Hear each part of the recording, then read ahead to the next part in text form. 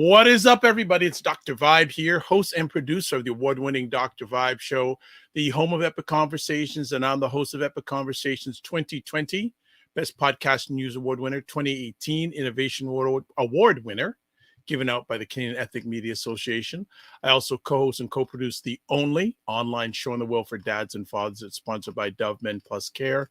I also am a featured content provider for the Fly Nubian Queen Network, which has now 570,000 YouTube subscribers, and also soon to be a content provider. And I sit on the advisory board of Indie Soup Media, which is a new media network that is being driven by a good friend of mine, Dr. Tachi, coming out in the next few months. And the reach of that network is over 1 million people. So as always, I like to say you're blessed, highly favored, a magnet for miracles, and a solution for someone's problem. We are broadcasting live on February 17th.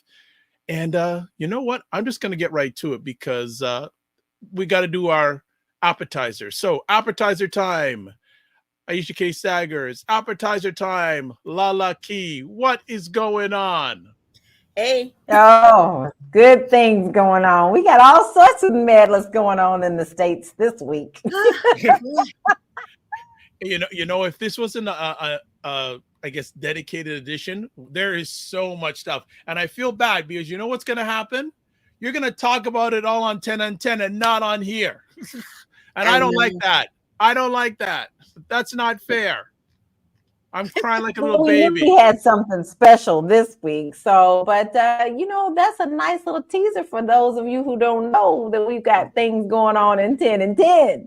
There you go. There you go. Well, before we go any further, a few things. Primetime Saturday Show store. There is the link. I'll also be sharing it on all the platforms that we're watching this epic conversation on. Also, speaking about 10 and 10, that's where you can check it out at the Patreon. There's the link there. Also, join our Discord group where we continue the conversation in between epic conversations. Also, subscribe to the Dr. Vibe Show on YouTube and hit the notification button. Also, like the Dr. Vibe Show on Instagram, Facebook, and LinkedIn.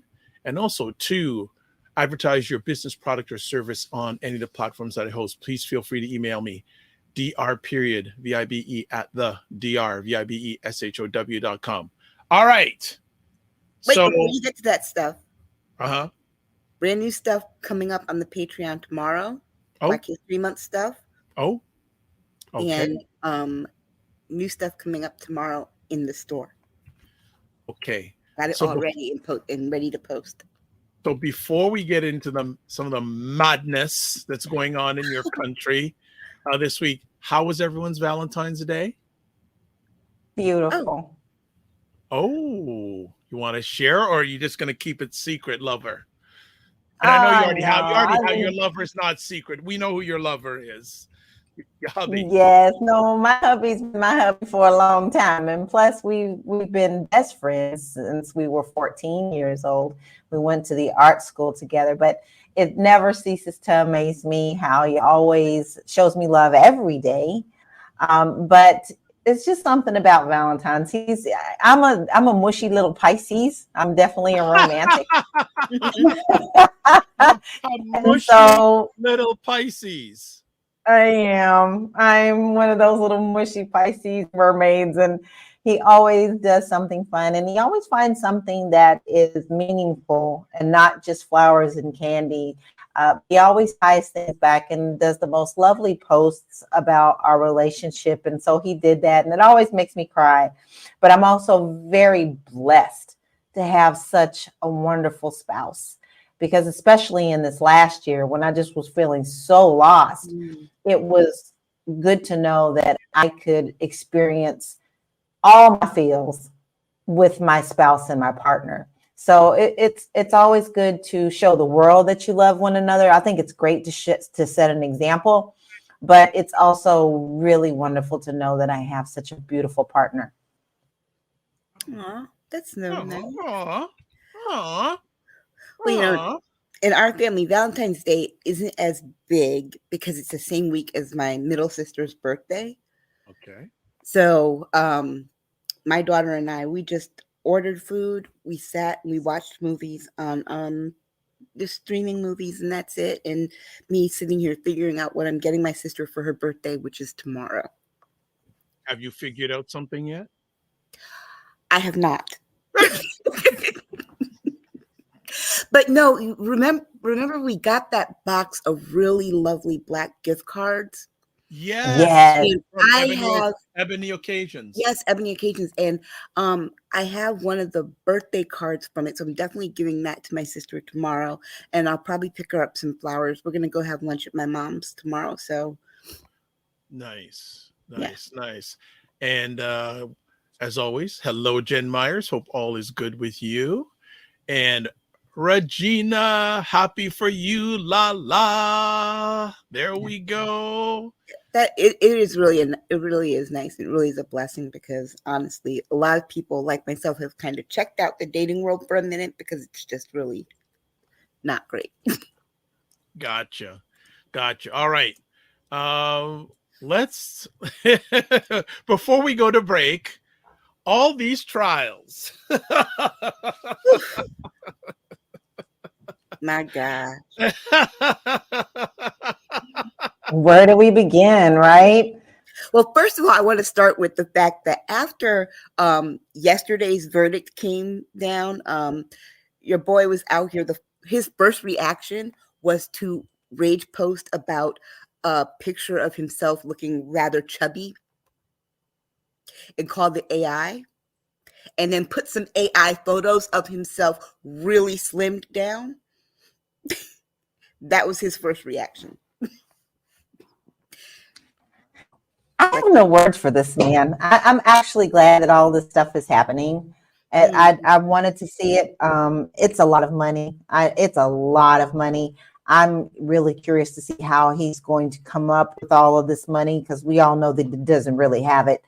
And there has actually already been a GoFundMe by his minions that have been put up. But honey, you got to have an awful lot of minions because a lot of his minions are the ones that don't have a lot of money. So, you know, very few people who have money would be willing to support him on this level. People who have money on that level know that they can spend their money in a different place wisely and not on a losing bet. So it's going to be very interesting to see just how much he can grift off of this. Well, you know, the sad part about it is that, and it's not even the sad part. They will raise the money. He's already putting things in place. He's trying to switch the leadership of the RNC, put his daughter-in-law in. They're gonna, and like she said, their goal is going to be to pay that. And should that man win this race, we will pay for it. Yes. We will pay for it. He will use the country to pay for it because I'm telling you, Ivanka and Jared have that $500 million. Yes, they're not coming up off the cash for him. Okay. Jared already said he wants nothing to do with the White House if he goes in there again. But just for anyone who is not aware, Trump owes $500 million to the state of New York for fraud. Plus it's almost 400 million plus the 100 million in interest. In the Jean Carroll case. Yeah, and he has to put plus the Jean Carroll case, 2 Jean Carroll cases. He has to put up 120%, I learned, in order to appeal. He can't even appeal it without putting all the money up, and they hold it in trust. And so he already put up the $5 million in the E. Jean Carroll, but from what I read, he actually had to go around and try and scrape that up from another source. He's not going to get any kind of bonds company to put up that kind of money for him when him only paying 20%, knowing that he cannot take out loans in the state of New York. Because remember, the bonds person has to be bonded in New York. So how's he going to take out a loan in New York if he can't take out loans in New York? Right. And he can't really sell anything because remember, it's not liquid. He doesn't have a lot of liquid assets. Nope. The judge slapped the the administrator on any property in his funds, and he has to ask for permission to spend a dime or to sell anything. So he's really kind of stuck, and I'm looking forward to seeing how this is going to go. It's definitely setting precedent. I mean, we're all experiencing something very new, and every day is another adventure. You never know what was going to happen. Actually, I was a little bit shocked at that amount when they announced it. I was pleased with it, but someone posted the other day, someone who I do respect, was like, if you can't even manage your money or do business in New York, how are you going to run a country? And that was a perfectly logical question. Yes, and someone took it even further last night that I was watching. They said, if you can't manage your money, how are you going to run the country when you have someone who's babysitting your money now? We're supposed to let someone who has a babysitter, a financial babysitter, run the country. We wouldn't let our children do that. So why on earth would that happen? And then there was that case. Then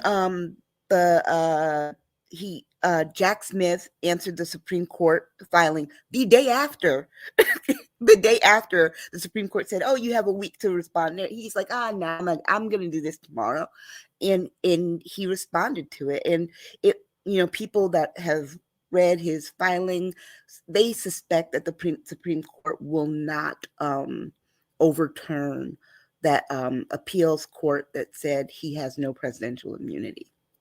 Right. So that's how tight Jack Smith's filing was on that. I don't put it past him. I still think Jack has a lot of things up his sleeve. Mm-hmm. We won't know until the fat lady things, as they say, but I ain't singing yet, so we'll see. Yeah. Okay. And so that there's that one, and then there's what? Fannie. Yes. I'm sorry, but that's my shero right now. I loved I didn't get to watch it live, but I went back and watched every single moment. I loved the way that she handled it. It's really interesting how the public is taking this. Of course, those who are Trump supporters, have everything against her, but everything that they say about her can be thrown right back in their face with whatever Trump has done in his lifetime. But it's very interesting when a strong Black woman who is smart and very well educated stands up and does the same thing that they do by standing up for herself and calling out their lies. All of a sudden, she's got to go down.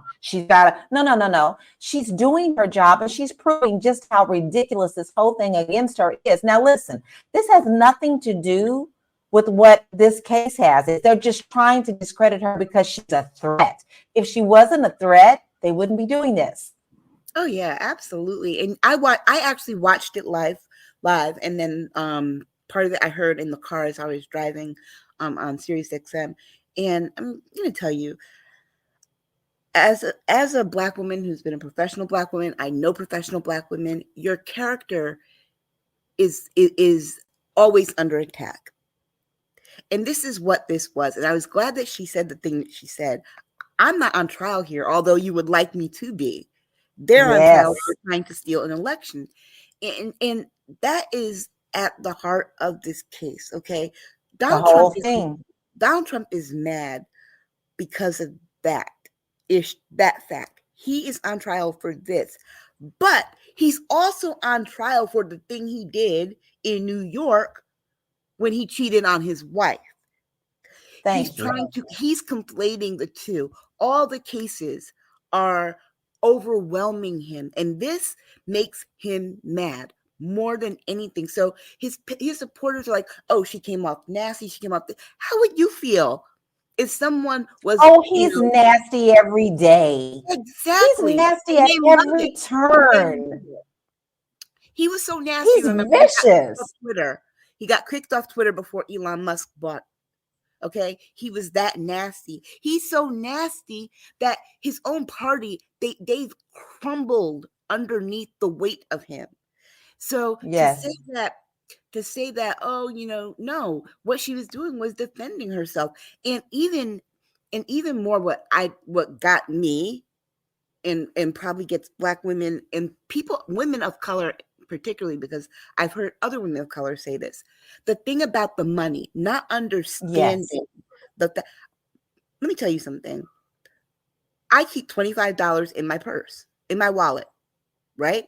At And all times. at all times, because you were always told, back in the day when we used payphones, keep a dime, keep a quarter with you at all times. Always make sure you have money to call for a ride home or whatever. Have bus fare if you need to take the bus. Have cab fare. If your car breaks down, keep cash on you at all time. Yes, that is a cultural thing. And so just because it's not part of your culture, you don't understand it, but it doesn't mean it doesn't happen. And someone Right. made a good point on Twitter. Joel Osteen had $600,000 in cash and gold bars in the walls of his church. And these people are flipping out that Bonnie Willis had $2,500 in cash on hand. They can't stand it. My mama called it bra money. Baby, keep your bra money on you at all times. We are taught that way because there's a reason that we were taught that way. So don't act stupid that you don't like we don't know how to manage money or to take care of ourselves. They hate that. They really hate that we do have common sense. Yeah. And that was the other thing too. I found surprising in that whole hearing was the bringing out of her financial situation when they tried to talk about her tax lien of $4,000. Well, if you had the tax lien, if you had cash on hand, how come you didn't pay the taxes? And the judge would say, what does that have to do with this? That has absolutely nothing to do with this. He said, we're not going there. And then the other thing was they tried to talk about the speech she gave on Martin Luther King Day. Well, what did you mean? Judge said, we're not going there. That has nothing to do with this. And they also tried to talk about her as if her mismanaging money and not having enough money and all this other stuff. It's like, wait a second. Your client doesn't have enough money. Period. At all, period. Money. Your client doesn't have enough money to pay the $500 million he now owes. And I'm so glad that judgment came out the same week as this Bonnie Willis thing when they tried to go after her money. But she also really held her ground and she was honest about it.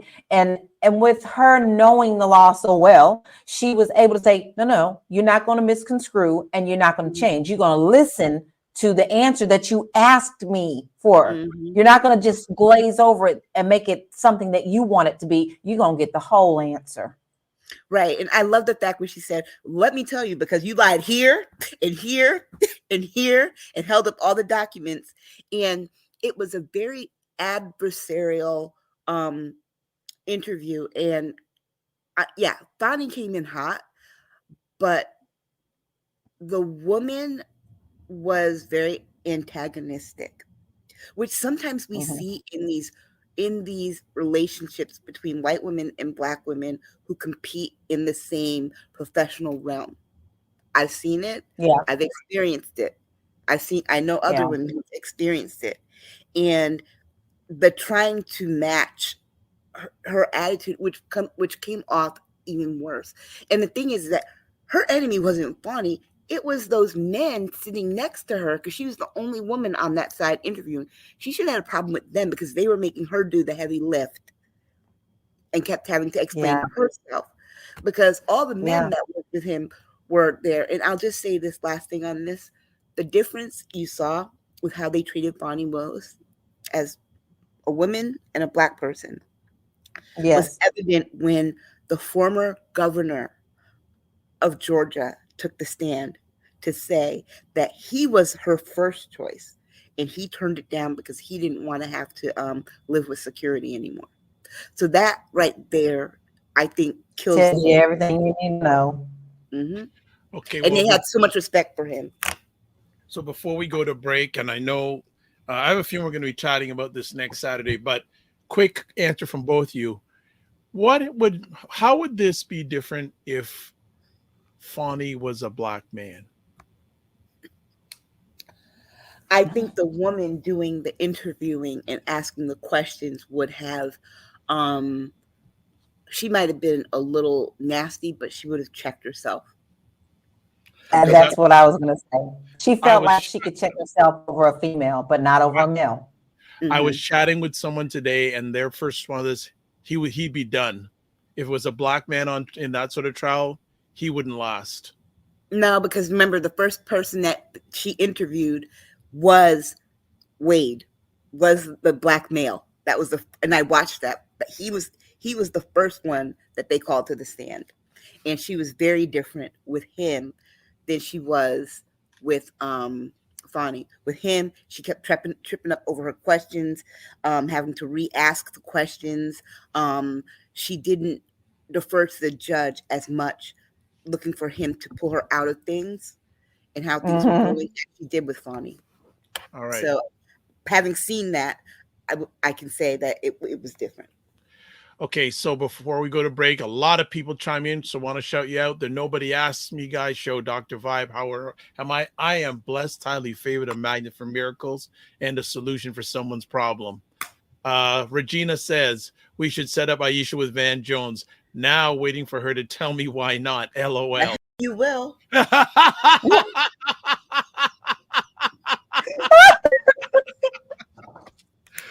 Okay. Okay. No wonder you're not on camera today. All right. Regina says the Saudis will put up the dough for 45. He'll get it from somewhere. Yeah, the Nobody Asked Me guy says he's great. Jen says, Dr. Vibe doing well. Hope I am also. David Gonzalez says, hey, LaLa, what's going on?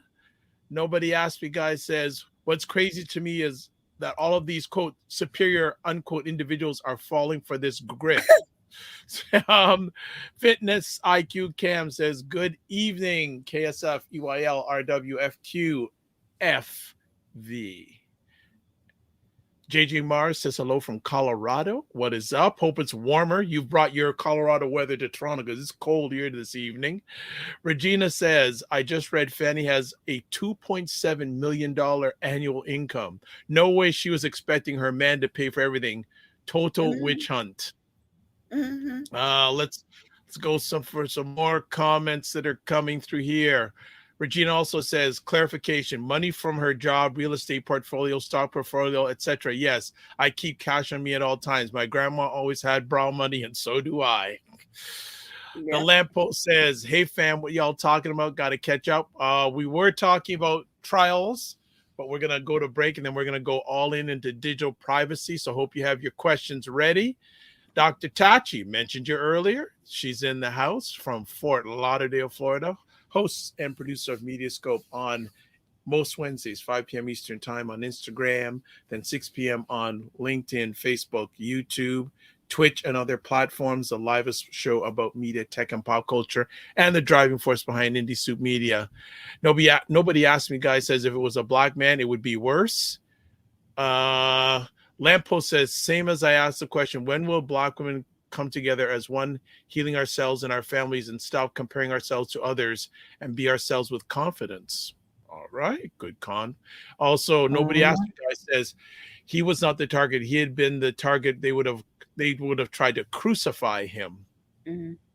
Lamppost says nobody compares to us. Nobody compares to us to facts. Okay. And Aisha says, a man is not a plan. Okay. Well, Fonnie Willis said that. That's what she said. That was she did. Yes. A man is not a plan. And Fitness IQ Camp says, bra money. Loves it.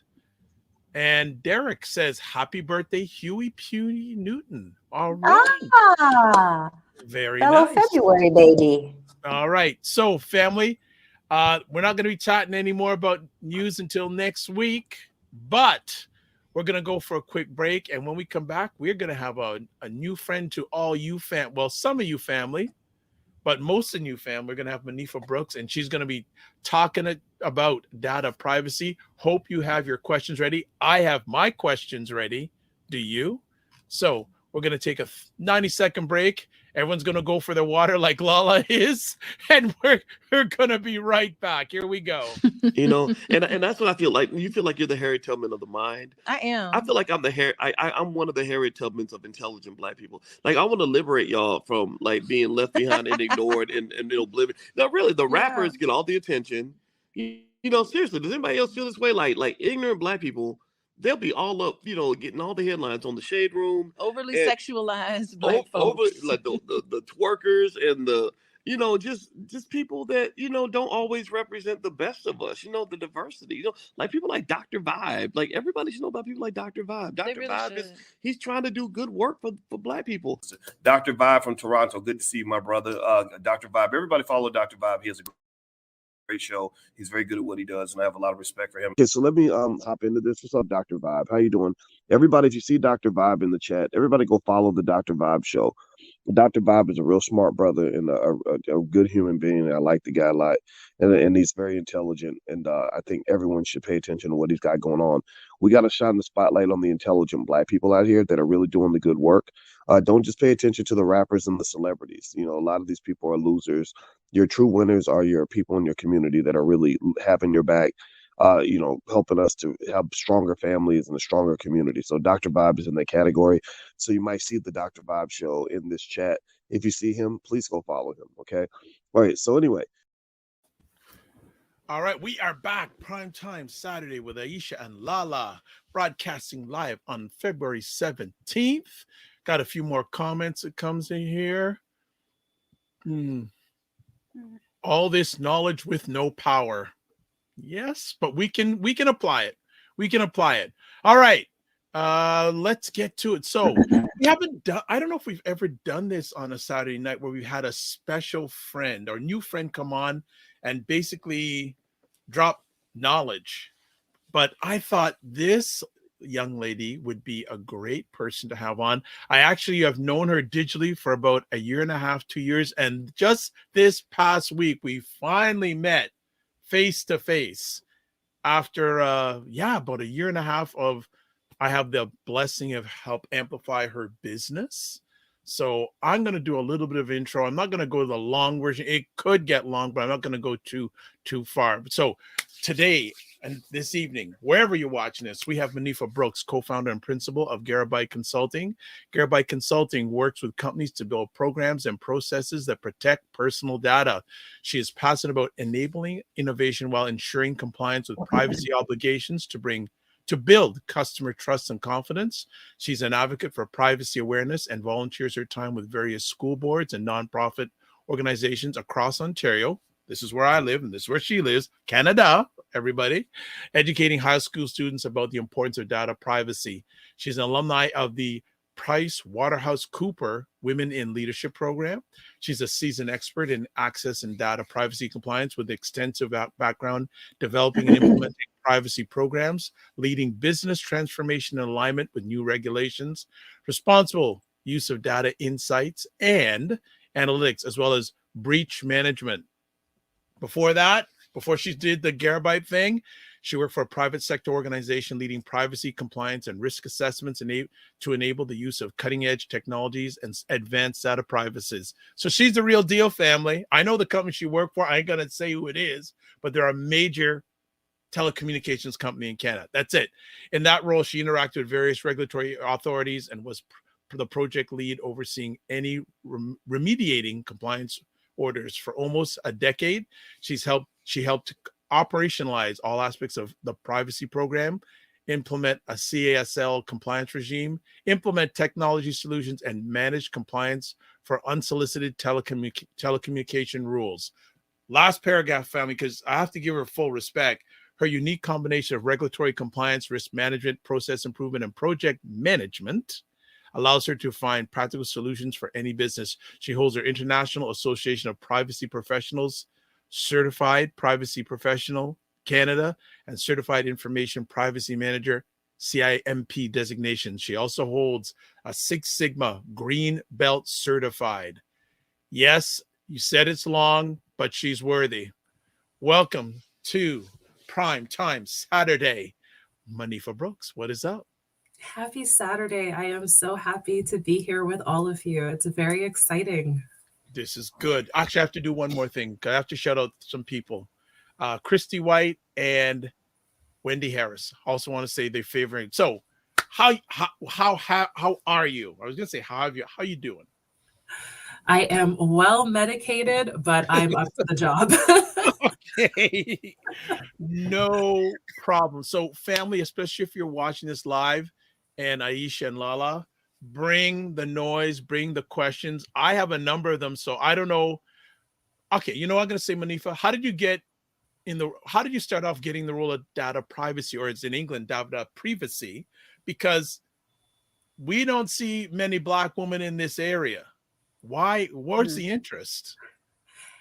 And it's a funny story. I stumbled upon this space, and it's one of the reasons why I've spent so much time speaking at high schools and various other spaces just about the fact that this is even a career opportunity.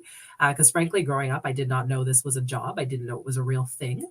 And it was while working regulatory compliance, that's when I learned about data privacy. And it was like, oh, this stuff's actually really interesting. And just the way that you can support innovation and technology and development, I found it was such a fascinating space. I was like, this is truly what I want to do. All right. People, jump in whenever you want. So what was the first opportunity you had to work in this space? So while I was working with my previous organization, I was supporting regulatory compliance for all consumer type issues. So anything that had to go before our parliament and our regulators talking about changes at the telecommunications level that was going to be company wide. My job was to help support and argue for, why things should lean in favor of our company and our strategy. And it was through that job that my boss at the time, she ended up moving into a role that made her the chief privacy officer. So her portfolio was expanding. And she's like, okay, so, our team is going to change if you want to come on this road and join this journey. After doing some research on it, I was like, yeah, I think this journey makes sense. For me, I like where it's going. I also like the expanded scope of responsibility that was going to come with it. It provided me a lot more exposure and access to working directly with the regulators in terms of remediation and going through different types of investigation and being able to identify, okay, what are ways that we can be more innovative and how we can be better when it comes to protecting personal information. You mentioned regulation in terms of data privacy, but you do this internationally.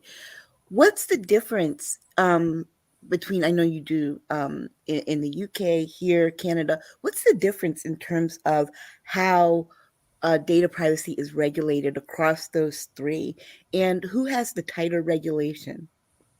So right now, I'm definitely going to say that my hat goes off to the EU and the UK. They have definitely been leading in this space when it comes to putting people at the center of their privacy regulations. They led the charge with the GDPR back in 2018, and that was really the first time we saw any data privacy regulations that were focused on ensuring that people had controls in place to actually protect their own personal information and have greater access to what was happening with their information. When we think about privacy at just a broad level, it's such a gray space for a lot of people because, everything is sent to you in a privacy policy that was written typically in a very legalese format. So you pretty much needed a lawyer to understand anyone's privacy policies prior to the enforcement of the GDPR. And when the GDPR came out, and because of the extraterritorial scope, right? It's not just specific to people who are living in the EU or in the UK when it comes to their Data Protection Act. It had an extraterritorial reach for anyone who was doing business in an area where you were going to be collecting personal information for their data subjects. So as a result of that, it really kind of transformed how people spoke about privacy and how people thought about privacy controls within their organizations.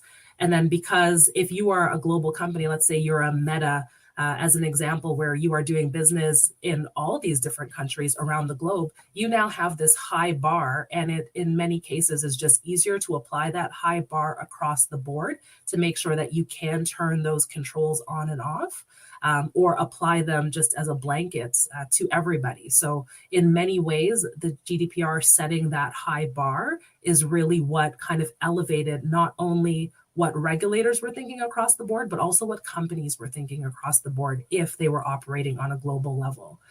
Since the GDPR came into force, I will say that many US states have also done a really great job in terms of following suit. When we look at California as a great example, just in terms of how they have followed suit quickly, not copied the GDPR, but they have use that as, I want to say, as a guidance, but they've definitely taken their own approach to it to make sure that it is something that's tailored for Californians. Canada, rather unfortunately, we are still behind the ball on this one. We're still under review at the federal level, but I can say that one of our provinces, so Quebec, they have gone out with their own updated data privacy regulations that I want to say are very GDPR-like. So they're also very focused on providing consumer rights as well. Okay, I want to jump in. Some people may not know, what is GDPR? What does it stand for? Because we're in your world now. Sorry, that's also right. I have to remember not to use acronyms. Got it. So that's the General Data Protection Regulations. Okay.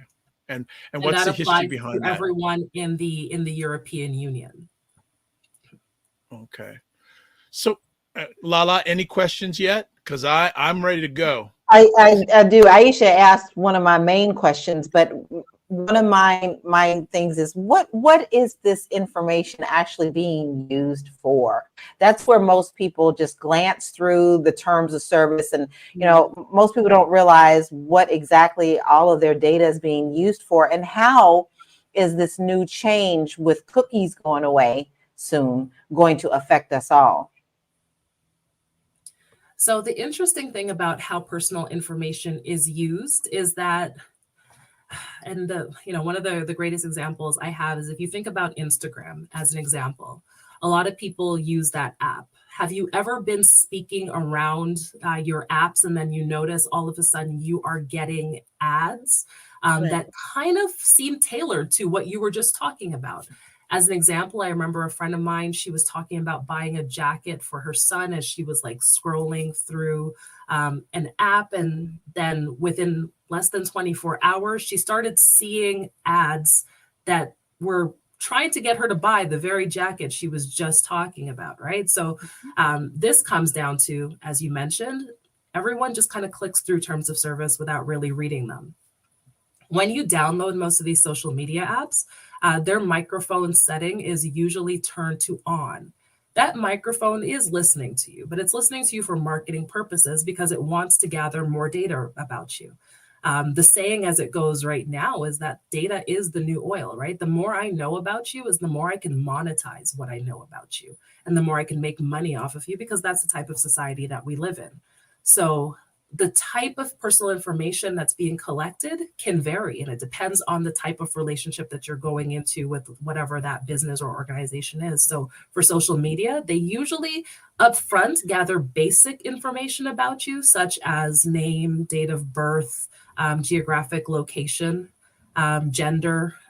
So it's usually pretty standard information. However, that can then be layered with secondary sources, as well as just better understanding, what are you scrolling through? What are the things that interest you?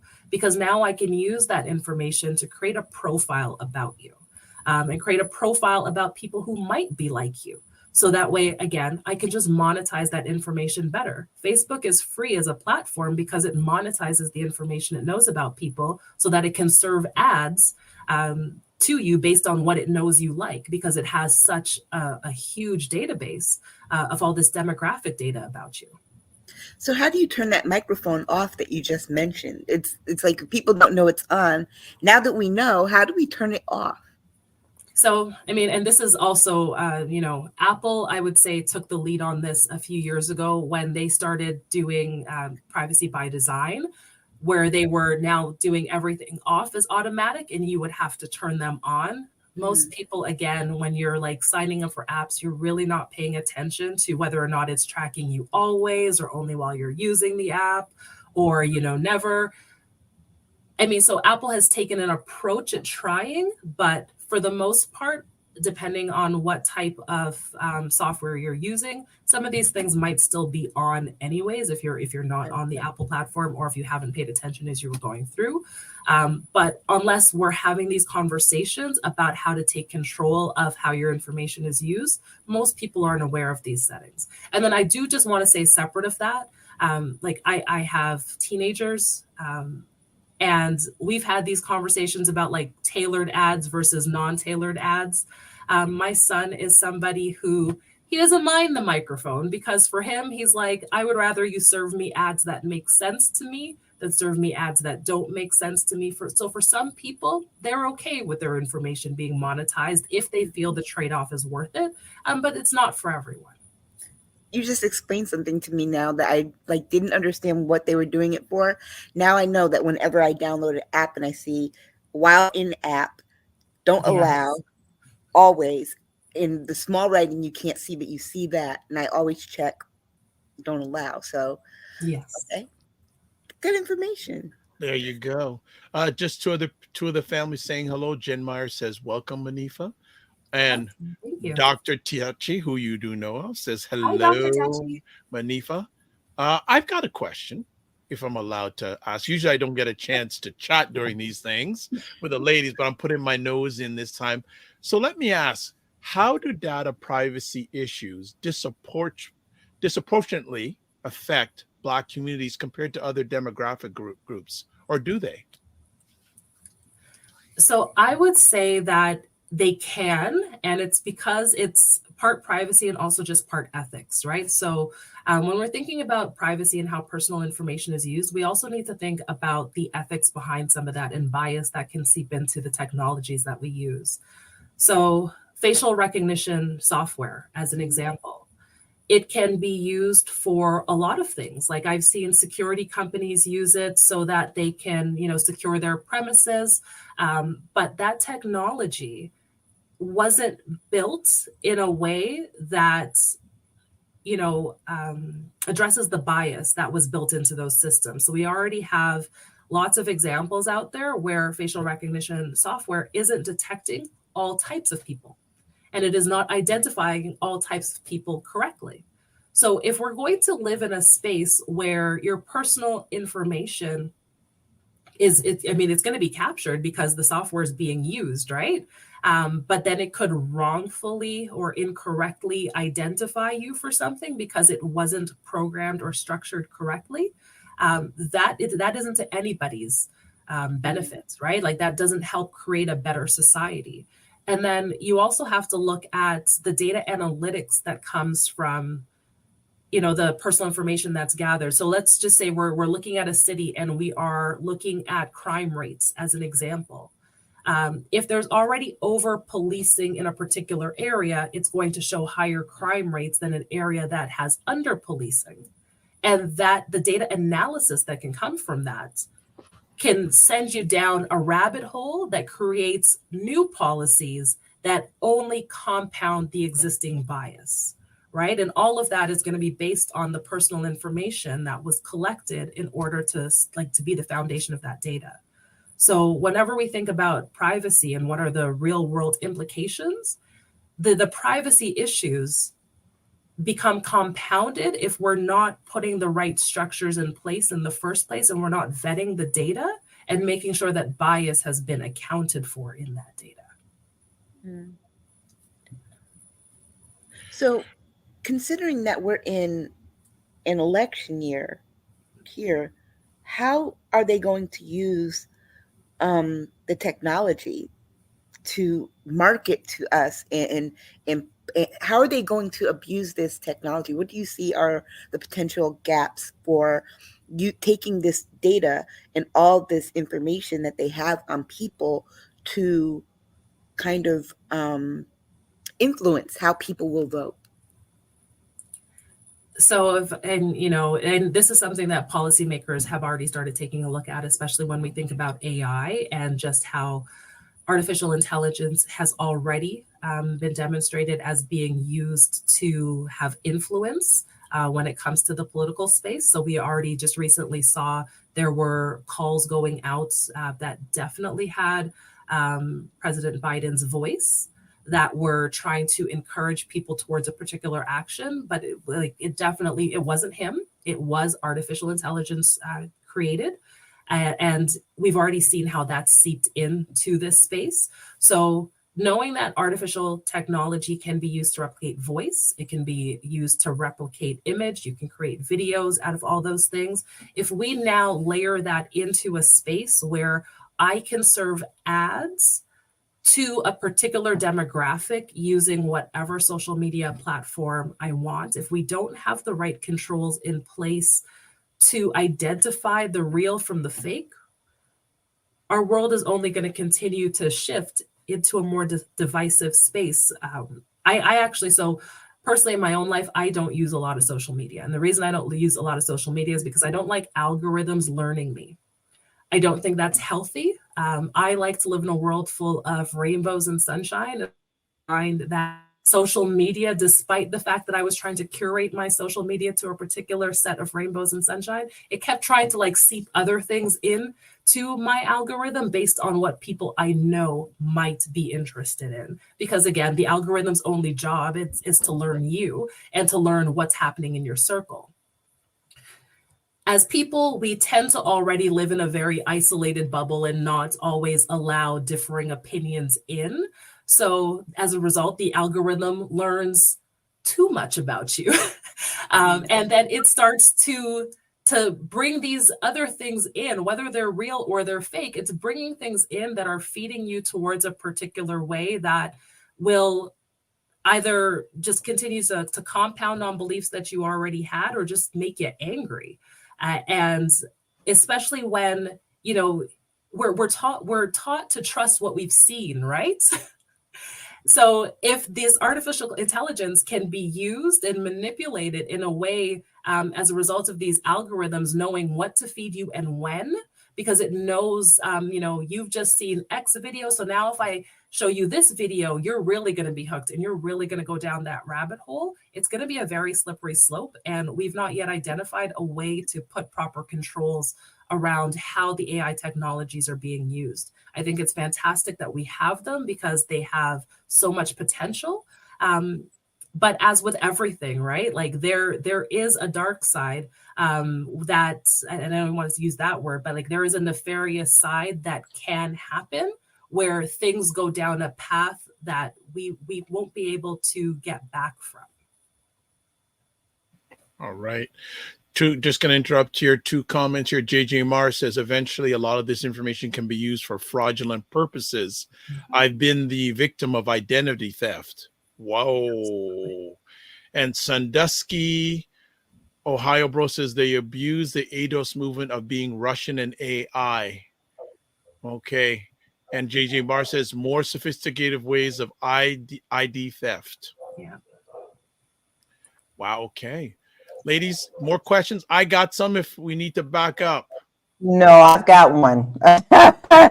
And it is, we have, as you get educated, as we're learning things, especially through you and our questions, we understand that, you have to read through those terms of service. Well, say we learn something that we don't like after we've accepted those terms. Is there a way to retract your acceptance with changes? So yes, and it really depends on what your relationship is with that organization, right? So let's think about the example of a streaming platform. With a streaming platform, I have to provide a certain amount of information. I have to give you my name. I have to give you payment information. I have to give you my geographic information. And I have to give you my email address. Those are the things that I have to give you in order for you to provide me the service. So I can't take back that information unless I stop being your customer, because you need that information in order to fulfill that service with me. There are lots of times when you sign up for a service and information is optional, but you can provide it anyway. Again, it's up to you. But you also have to think about, is it truly necessary for us to fulfill that service? And at what point is it necessary? Another example I'll provide. So here in Canada, if you're signing up for telecommunication services, when you are signing up for the service, you have to provide your name, your address. Depending on how you're getting the service, you may have to provide billing information. But if it's postpaid, you will have to provide 2 pieces of identification so that you can have a credit evaluation completed. Once your credit evaluation has been completed, you get the service. Technically, you don't need to keep my 2 pieces of ID on file anymore because you already fulfilled the purpose under which you collected it. So I have every right to request that you now remove that information because you no longer have a purpose for keeping it. So when we think about what information we provided a company and what they needed it for, which if you go through the privacy policies, which in many cases, they are being written a lot better now, take a look at what you're collecting and what's the use. Once the use case has been fulfilled, I have every right, depending on the region in which you live, to ask that that information no longer be retained in your system because it's no longer necessary. And all these companies, if you are operating in a jurisdiction where you have data privacy regulations, you also have to have proper retention timelines where you're actually deleting information. This is an area where a lot of companies end up running afoul when it comes to data privacy, and they also get themselves in a lot of trouble when it comes to data breaches. If you are holding on to unnecessary information, you are a hacker's dream, okay? Because you just have a ton of data for no reason that they can access.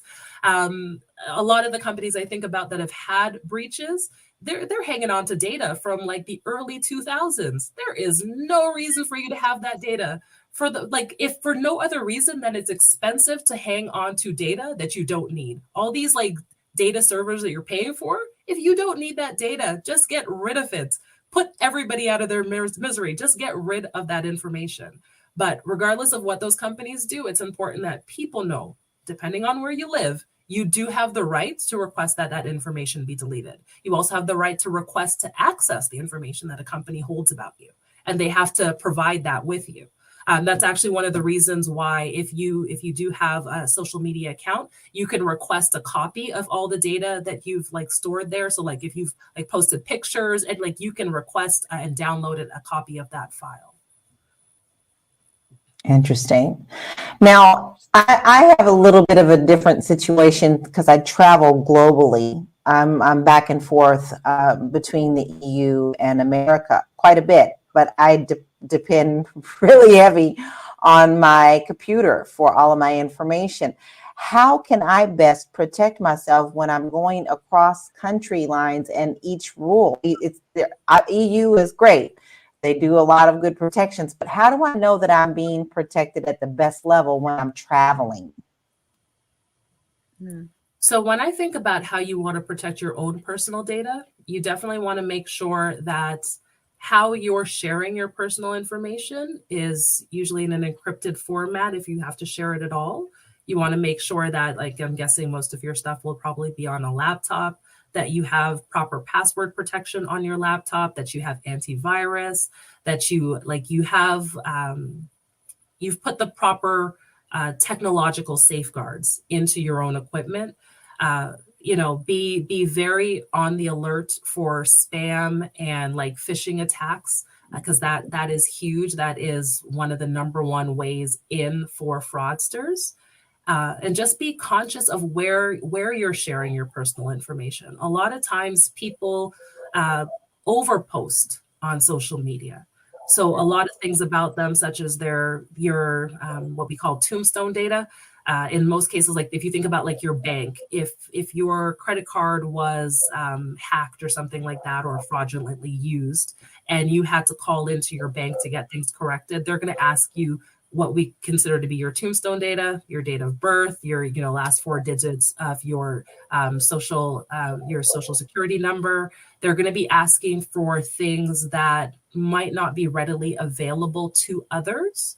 But if you're somebody who is oversharing on social media and everybody knows your mother's maiden name and everybody knows the name of the last street you lived on, it becomes harder and harder for you to protect yourself in some of those more basic ways. Very interesting. Do VPNs help at all? Yes and no. VPNs, I think, are great when it comes to limiting different browsers' access to your location and things along those lines. It also makes sure that any information you're transmitting is also going to be protected and encrypted. So I definitely think they have a benefit. But one of the things I find myself telling companies all the time is we can spend a ton of money on technological safeguards. But if we're not doing the basics on educating ourselves for what threats actually look like, it doesn't matter. It doesn't matter. You can have a VPN, but if you're going to click on that phishing link because it told you that, oh, you've got a package or you've got a refund, got no refund coming. They're never going to send you a link with a refund, but you clicked on it anyway. What difference does it make if you have a VPN? So speaking of that, that was going to actually be my next question. How do we avoid, first of all, getting those things? We get them in the email, we get them, sometimes they'll text you, what have you. How do we decipher what's real versus what's not? Because the other thing is that sometimes, you'll see, like I get a text from my apartment complex leasing office when I have a package, and then there will be other times where I'll see something that says, oh, you have a package, but it's trying to get you to click on a website. And I know that's not it. But what do people need to know to decipher between what's real and what's not? So personally, for myself, I start off with the assumption that everything is phishing. Everything is phishing until you've proven otherwise to me. So what I mean by proven otherwise to me is I need to actually check the true sender. So a sender can be masked, right? It'll show up as one thing, but if you actually click into like who the from is in the email and see the full email address, now you can see it's, something that's not spelt right. Like you can clearly tell this is not from anybody I know. You truly are phishing. Leave that alone. Something you just mentioned as well is like in regards to the format. So that, yes, you do get shipping or mail notifications, but they have a particular format. If this does not match that format, start with the assumption that it is fake. You have to just take a look at, does it have any grammar, spelling errors? That's usually like the number one. But with AI, I've seen they are getting a lot better. And they're also, I've noticed again with AI that they're being very quick to catch on to like just what's a trend. So as an example, we had one of our major telecommunications companies out here in Canada. I think it was like 2 years ago. We had like a major outage that was like a whole day long. And then following that outage, they did provide a credit that was applied to like the next invoice. And I think it had been mentioned in like an invoice or something like that, but it had been covered all over the media. So anytime I notice now that there is any talk on X, formerly Twitter, about service outages, I will see a lot of phishing text messages come in saying, oh yeah, like, sorry for the outage, we're going to give you $50. Just based on the fact that I have been a customer with this particular company for over 18 years, I know that they don't give out $50 because you had a 5-minute outage. I know this to be a fact of life. Therefore, I start with the assumption that it is always fake. Right. Unless there is a major, major outage, I know they are not giving me $50. Yeah, and that's interesting because I see that often. I realize that that's got to be some kind of tracking something to know that this is how I'm alerted, or this is how my complex alerts people about their packages. Now, what about when you get those alerts from your medical, your healthcare facility? Because we have those, because then, you start getting them quite often. We had a breach here, Yale Hospital had a breach here with healthcare things, and people weren't necessarily sure that it was real or not. Of course, it was covered in the news. We see that, and we see the same thing happening with banks. What are some of the best practices to protect ourselves from this kind of activity, whether it's real or if it's phishing? Again, any message, whether it's a text message or an email that is directing you to click on a link, do not click on the link. If you believe this is coming from a trusted source, pick up the phone and actually call them. Call your bank. Call your bank and ask, did you send this? Like, is this what's going on? I would rather you spend that half hour on hold with your bank and get that verification. And again, during their standard hours, not their off hours, where they're usually like farming that work out to somebody who may not be aware. So during their standard hours, just do that follow-up phone call to verify, is this real? As part of my previous role, I did help the company a lot when it came to structuring messages, because something that I think organizations need to be aware of is what fraudulent messages look like, right? Like if you as an organization are aware of what fraudulent messages look like, you will make sure that you are tailoring your messages in a far better way. As an example, and like I touched on this before, so if card has been compromised, you're usually going to get a call from like the fraud department from whatever banking institution it is. These institutions are going to call you. They're going to ask you a bunch of questions that usually sound like highly scripted. And, in fairness, they sound a little fishy, even though they're the real people. Those calls sound a little fishy. And they sound a little fishy now because the fraudsters have like kind of mastered that script, right? So they also sound a little bit fishy. These organizations, if they just change their script ever so slightly to say, this is so-and-so calling from the fraud department, you can check your card. You will see the number where you can call us back, give this case number, and anyone can help you. That would make life so much easier. Why? Because a fraudster is never going to tell you to call the number on the card. The fraudster is going to try and hold you on that phone and get all the information out of you during that conversation.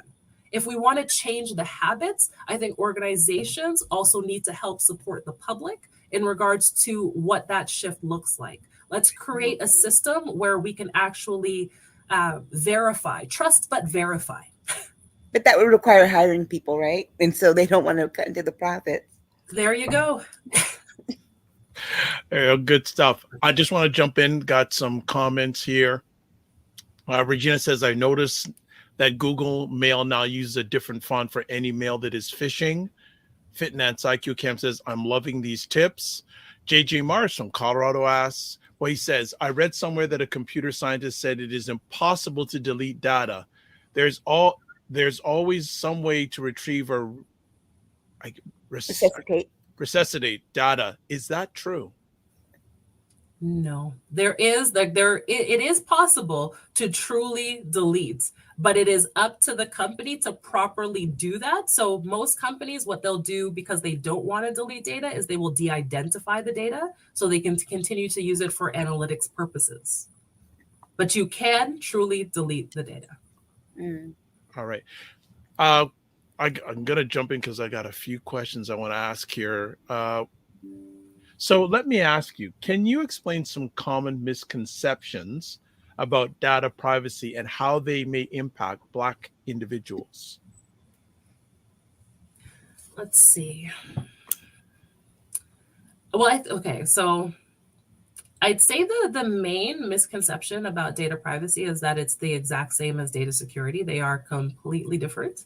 Data security is a subset of data privacy because that's about the physical controls to protect the data, whereas data privacy on a broader scope is about how you collect it, how you use it. It is how long you retain it. It's the purposes of why. it is more than just the protection of the personal information, I'd say is like the first misconception. And how does that impact our community? I would say it, so for me and in my experience so far, I see the impact in the fact that we have so many creative people in the Black community, as well as so many entrepreneurs in the Black community. I've seen a lot of really great businesses that have come about before even the pandemic, but a lot of really great Black owned and operated organizations where they don't know that they actually have requirements when it comes to how they're processing personal information for their employees. So they have built, great businesses that are definitely securing data. But just because you have protected data does not mean you have done the right things with data. It doesn't mean that you have the consent to collect any of the information that you have collected, or that you are processing it in a way that, actually aligns with the reason it was collected.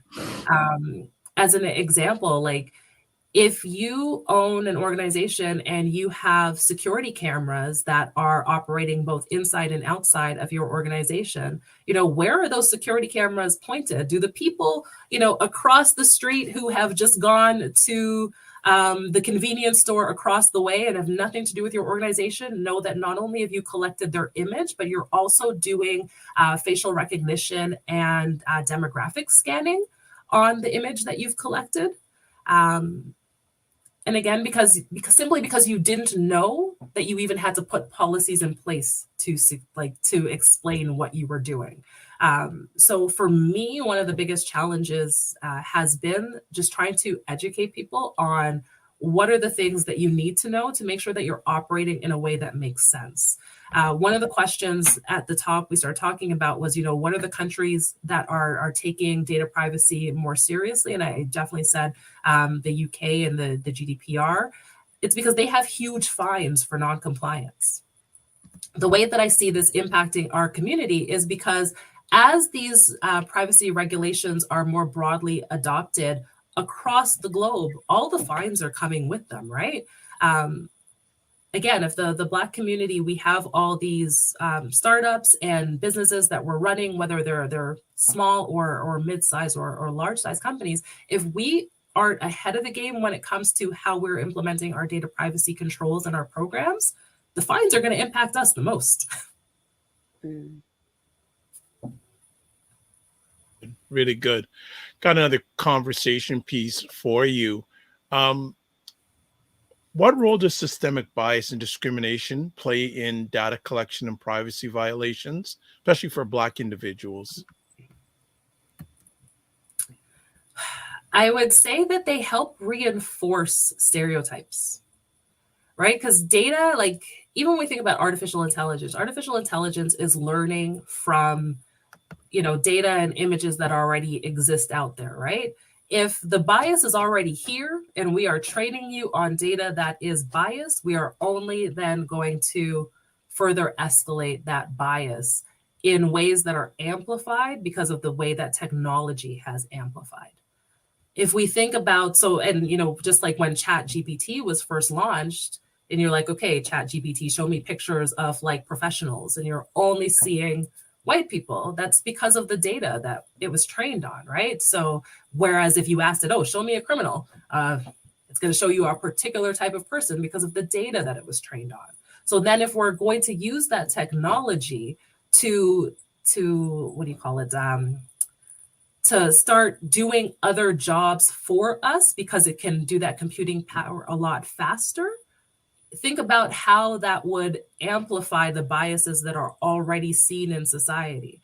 If a caseworker has bias, but a caseworker can only go through so many cases in a day, but I now replace that caseworker with AI who is built in with the same biases, but that AI technology can go through 1,000 cases per day, the reach is it's much further, and it ends up penetrating the system in ways that are, they just expand and they compound because of the bias that hasn't already been addressed. Like when we talk about, so data quality is one of the components of any proper privacy framework. And it's trying to make sure that the data that you have is actually accurate. If your data isn't accurate, you have no data analytics. Like, that is the whole basis of it. You have to have accurate data. And if your data doesn't make sense, then you have to start from scratch. Ladies? So once our security has been breached, because you hear a lot, your security has been breached. What do you need to know about that? Because the next thing you see is, oh, your security was breached. Now we have a class action lawsuit. What do we do? Well, fine, I understand you're doing a class action, but I want to know exactly how that impacts me. Perfect example. I am a 23andMe consumer. So you were impacted. I've done. I'm sorry. So I know that was breached. Yes. So I need to know how that would affect me, and what are some things that I need to look out for? So going back to that 23andMe breach, I want to just to set the stage properly and what happened there. 23andMe was breached because of something that's called like password credential stuffing, basically. And this is something I preach about all the time. Stop using the same passwords all over the place. When people use the same usernames and the same passwords, and then these companies get breached, if company A over there got breached, if I'm a hacker, I can get that data. I can buy that data. That's no problem. I can then use that data and just have my AI technology just plug it in on a whole bunch of different sites. And whenever I get a hit, okay, now I can access you here. Now I can access you here because I know you're one of those people who uses the same passwords all over the place, right? So that's like the first thing that I just want to get out there as we set the stage, is that if people weren't using the same passwords all over the place, we wouldn't run into so many of these issues. At the same time, if companies had multi-factor authentication, so even after you've put in your username and your password, I now have to send you a code by email, by whatever, it could also reduce those things, right? So there's something to be done on both sides in terms of making sure that these things don't happen. With that being said, once you have been involved in a breach and your information has been compromised, this is where you need to start taking a look at what are the data sets that this organization had about me. You can get that information either just based on what you know you've provided, or you can actually put in a request to their privacy office to request access to all the information that they had about you. Because depending on the type of information that has been compromised is really what should drive your action. If your bank is someplace that has been compromised, you need to think about like changing everything, obviously, but you also want to make sure that you have like some credit monitoring that is going to monitor anything that's happening in your credit activity to understand, like how far is this going to spread, right? So that way you can stay on top of it. But, if it was just like maybe you have like a social media account where you don't have a lot of personal information, you might not think about credit monitoring in that space, but they have a password and a username. Is that something that you're using someplace else? Do you need to think about changing those things, right? So it really depends on what's the information that's been compromised. How can you protect yourself based on the information that's been compromised? And what do you need to change based on the information that's been compromised? So if when this information is compromised and people and they send you notifications and things like that, what is their responsibility on their end to help you protect your privacy? So at each organization, it will be different because it really comes down to what's the data set that's been compromised. So depending on where you are situated, there are usually regulations around breach notification requirements, and it will outline what is the organization responsible for in terms of notification. So when do they have to notify you, and what do they have to notify you about? Here in Canada, they have to notify you if there is a real risk of significant harm. I don't know that I like that threshold, simply because I think people can determine what's a real risk of significant harm, and they can see that differently, right? Like I think you can argue either side of that coin. So I'm not sure it's the best threshold, but that is the threshold that we're working with.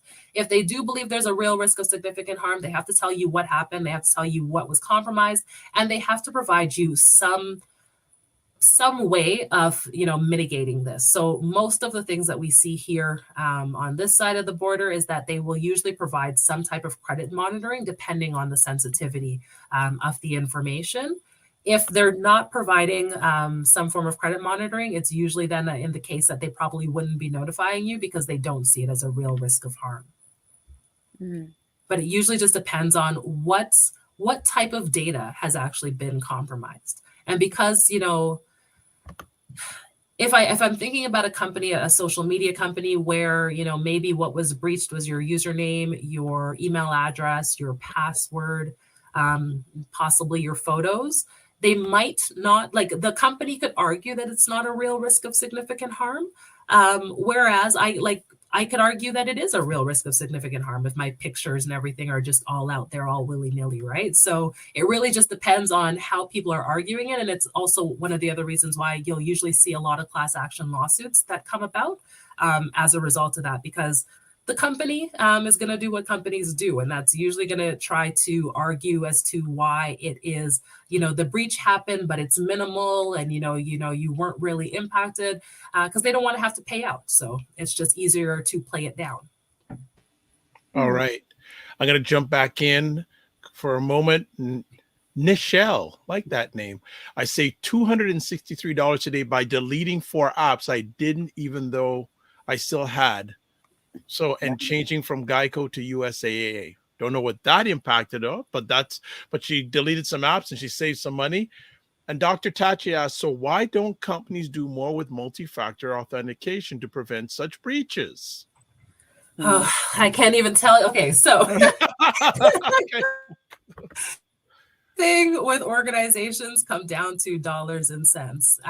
Just like the conversation we had about why aren't like when the fraud departments of banks are calling out, why are they calling out to say, oh, this is your case number, call us back and whatever? It's because they don't want to spend more money. Setting up multi-factor authentication isn't cheap. And for a lot of companies, it is, especially if we think about like companies that are operating in that like startup tech space. They're trying to do it quick. They're trying to get to market. Implementing a complicated multi-factor authentication is going to be more costly. And they don't see the benefit in it. I try to tell companies it is far more sensible to build your infrastructure up front, build in your privacy and your security by design. Really think through these journeys and what they look like and what they feel like. Make sure that you're only collecting the information that is necessary and you're only keeping it for as long as is necessary. Those are the things that you do to truly protect yourself and protect your consumers. But when you are trying to make sure that you are maximizing profits and minimizing expense, no, you're not going to put multi-factor authentication in place because securing your customer isn't your end goal. Making money is your end goal. Facts, big time facts there. So actually, I'm gonna go into this, and this is old hash for myself from Monifa, but I'll give a real life experience, and I'll share it with the family here. And I call Monifa and say, "What's this going on about?" So there is a platform here in Canada that I've used for a few years, and then this year when they asked me to re-up or re-sign up for it, they asked me for my passport picture. And this is a third party. So they have a third party that does verification.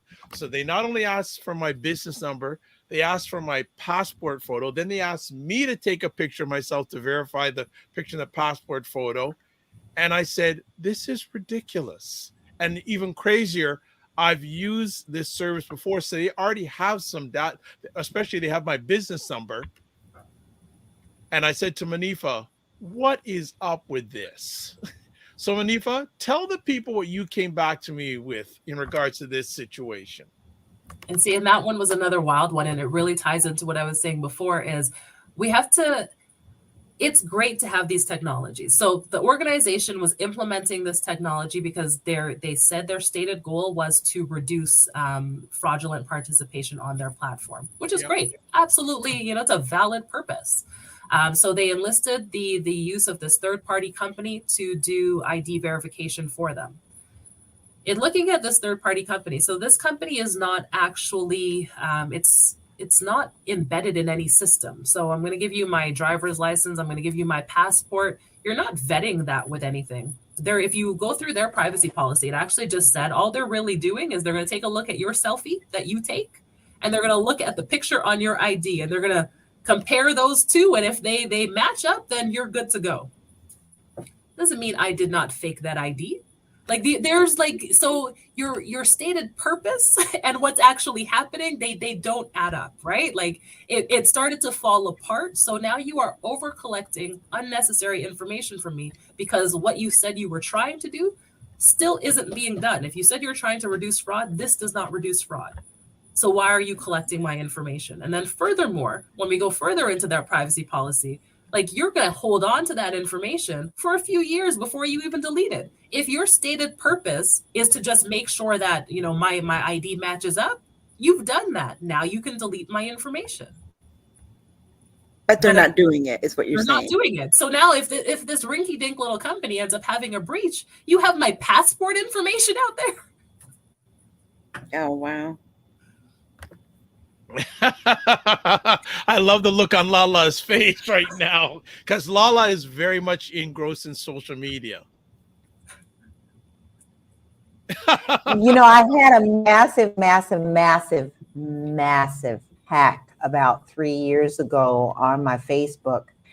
And to be in the throes of that nightmare was so frustrating. I literally lost sleep over it.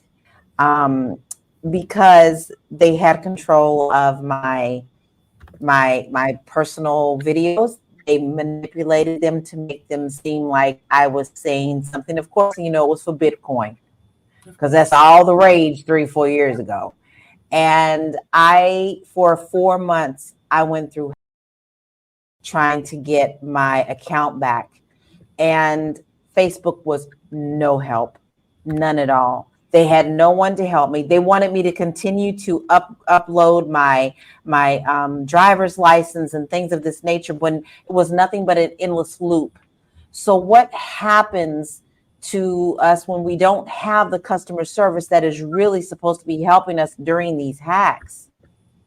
Because I can't help anybody else. I mean, everybody keeps asking me, how did you get your account back? And I just keep saying, by the grace of God, because I think I bugged them so much 24 hours a day that was finally like, give this girl her password back and so that she can change everything. But then I went in and saw all the damage that was done, and it was a lot. So how do we protect ourselves when companies like Facebook, yes, I am saying it, are not helping to protect us either? And I think, honestly, that example is a very common one. And the lack of customer service supported by real people there's nobody to escalate to. There's nobody to get in contact with. So in many cases, I've seen people just give up and start new profiles altogether because they have no mechanism in place to getting those things back. And rather unfortunately, on the two examples that I know where people did get it back, it's because they ended up finding somebody who worked for the organization. And that's how they were able to get things escalated. So not everybody knows somebody who works for that company. So you can't get your information back, right? It ends up being a very lengthy process. And again, I can't stress enough the importance of being vigilant about the accounts that you take seriously. But even more so, be vigilant for the accounts that you don't take seriously. Most people, you guard your online banking with a certain level of protection because it is your online banking. That is your finances. But you're not thinking about, I created that email account that I never really use. And, it's just for my spam messages. Be vigilant about all your personal information.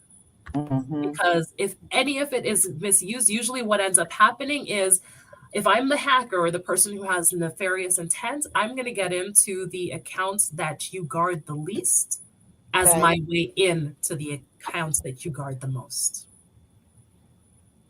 So I have set up everything to have two-factor at all costs. Good. But I noticed recently in the last week, my Microsoft has actually been getting hacked, trying to get hacked into, and I get alerted with, hey, here's your single code. If it wasn't you, and this is a good question, if it wasn't you, don't worry, you're protected. Okay, well, somebody just tried to get in my stuff. So should I worry still and go in and do something different to maybe change the password even after I got that message? So the good thing about getting that message is, I mean, one, you know that people are trying and it's not working, which is good. So like that's definitely a good sign. But also just think about, you know, so if you're thinking about your Microsoft account, think about how your user ID and password is set up for that account. Is it one that you are using across multiple spaces, like anything like that? And I mean, for me, like I try to make sure that I'm changing my passwords on a regular cadence anyways. So that's usually a good time to think, okay, like here, people are trying. So maybe this is a reminder for me that this is a good time to just update my password as an additional precaution. But I mean, the fact that you got that notice already tells me that the controls are working, which is great. It sucks that people are trying, but it's great that the controls are working. But if you're not someone who's changing your passwords on a regular cadence anyways, it definitely serves as a reminder that, you know what, maybe I should. Guess I have a homework assignment after this. That's the one thing I've gotten into is changing the passwords often, though, because I can't remember them anyway. So I've gotten into just changing the password so often. I want to jump in to ask, are there any specific policies or regulations related to data privacy that Black communities should be advocating for? I think the number one thing, regardless of your jurisdiction, is always advocate for greater transparency. It is so important, number one, that privacy policies be written in a way that is actually understandable. It needs to be accessible. It needs to be presented in a format that makes sense. Based on the level of information that needs to go into our privacy policies, they're definitely going to be long, but they need to be written in a way that is accessible for everybody, so that we all have a better understanding of how exactly our information is being used. Whether it's a primary purpose or a secondary purpose, we all have a right to know how our information is being used, why it's being used, how it's being collected, all of those things. So I think we should always be advocating for greater transparency. And then separate of that, we should always be advocating for a right to access that information. Knowledge is power, and you have every right to know what information has been collected about you, how it's being used, and what profiles, frankly, have been made using your data and your information. Like, you should always have a right to access whatever information has been collected. Yes. Also want to ask, are there any emerging technologies or trends in data privacy that could have a significant impact on Black communities in the future? I mean, I think just AI in general, I can't say that it's just going to have an impact on Black communities, but,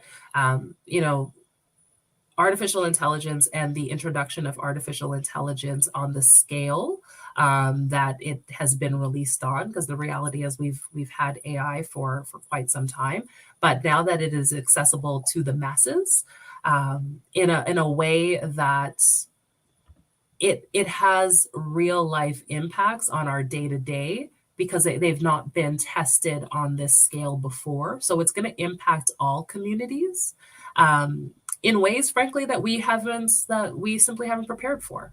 If we think about the introduction of social media, like 20 years ago, nobody saw all these things coming, right? Like, nobody saw the mental health repercussions and all of those things. Like, it just, you couldn't fathom that 20 years ago, when, like, think like when Facebook came out, like nobody would have thought like we would have ended up here.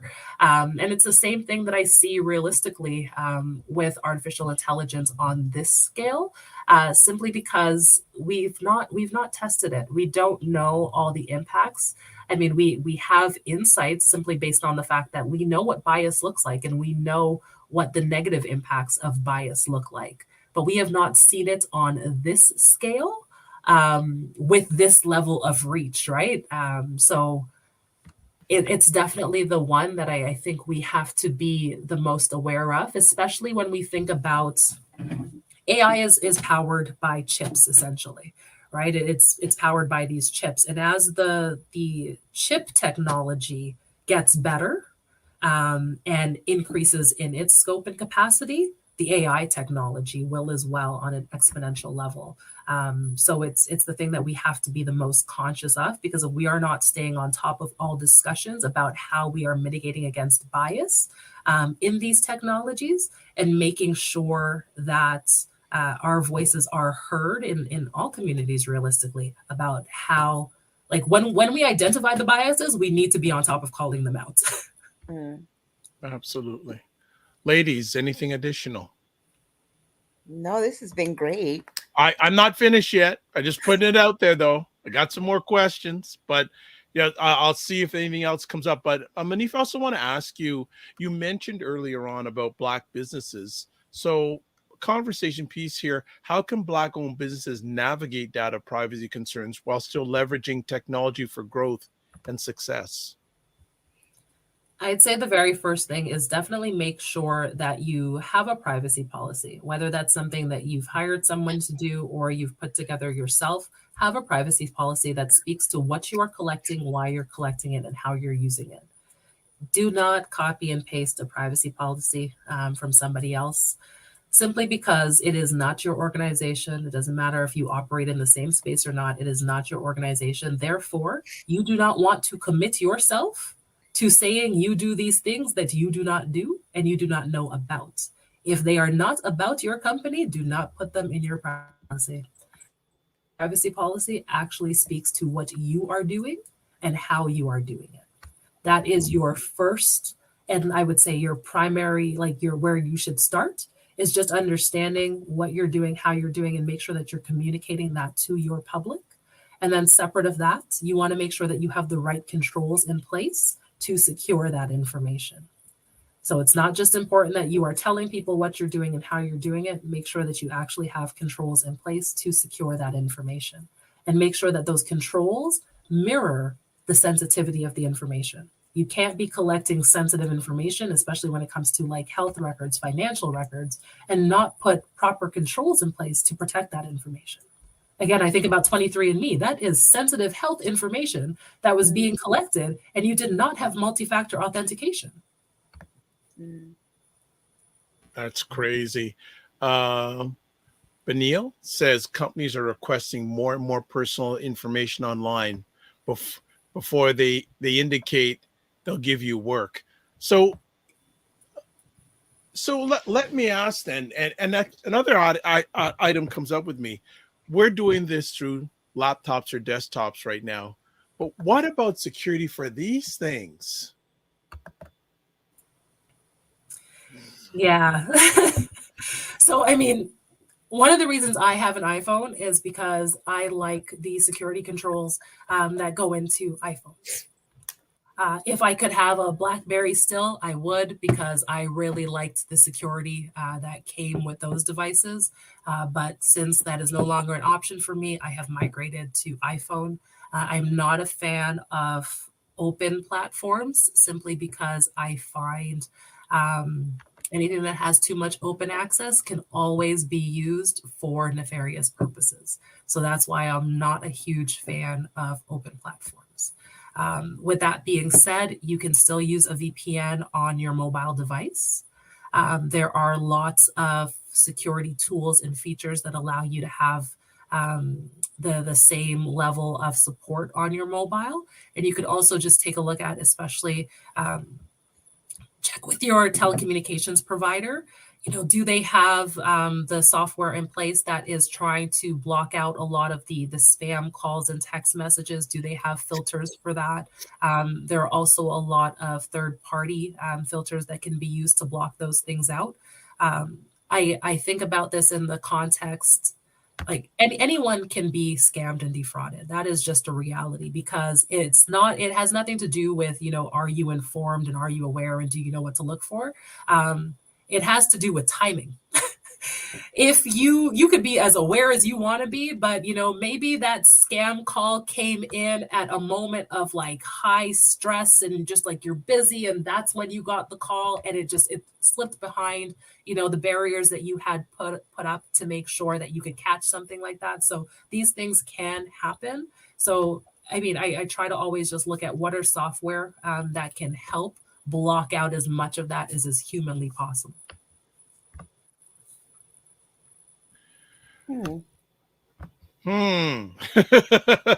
Wow.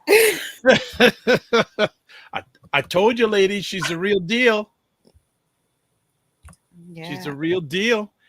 Anyone, any other question, comments, conversation? Because Monifa, I hear your voice giving a bit, and I don't want to keep you on too much longer in regards to that. But so as we start coming to a close on the conversation, we've mentioned passwords.